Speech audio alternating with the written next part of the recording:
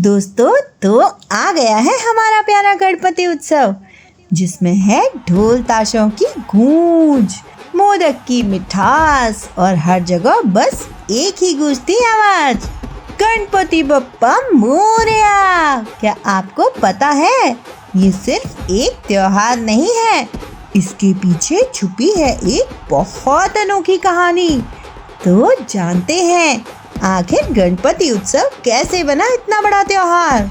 ये कहानी उस समय शुरू होती है जब भारत अंग्रेजों का गुलाम देश था। चारों तरफ बस डर का साया था।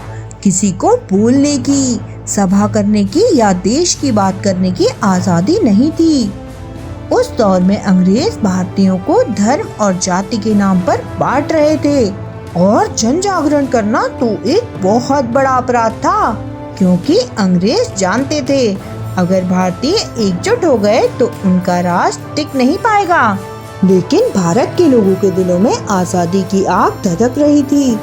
सब लोग एक ऐसे मौके की तलाश में थे जहां वो अपने देश के लिए खड़े हो सकें और आजादी से बेखौफ जी सकें। और तभी कहानी में एंट्री होती है एक बहुत बड़े स्वतंत्रता संग्राम सेनानी की, यानी फ्रीडम फाइटर की। इनका नाम था लोकमान्य बाल गंगाधर तिलक। उन्होंने देखा सब लोग अपने अपने घरों में गणपति उत्सव मनाते हैं और ये त्योहार सभी के दिलों को जोड़ता है।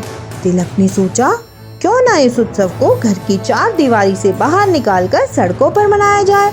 क्यों ना इसे जनता का उत्सव बना दिया जाए, जहां भक्ति के साथ साथ देशभक्ति भी की जाए। और इसी सोच के साथ साल 1893 में पहली बार पुणे की गलियों में सार्वजनिक गणेश उत्सव मनाया गया।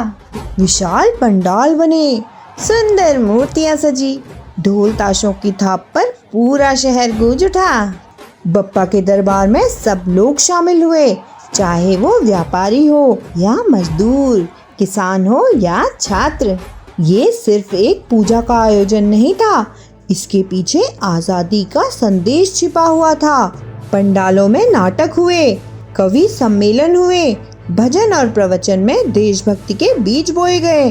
अंग्रेजों को समझ आ रहा था ये सिर्फ एक त्योहार नहीं है, बल्कि एक क्रांति है। पुणे में शुरू हुआ ये उत्सव जल्द ही मुंबई, नासिक, नागपुर और पूरे महाराष्ट्र में फैल गया। जो काम किसी राजनीतिक सभा ने नहीं किया, वो काम इस गणेशोत्सव ने कर दिखाया। लोग एक दूसरे से जुड़े, एकता की ताकत को पहचाना और आजादी की राह पर चल पड़े। अंग्रेजों की नजरें इन पंडालों पर थी, क्योंकि उन्हें पता था यह उत्सव उनकी नींव हिला सकता है।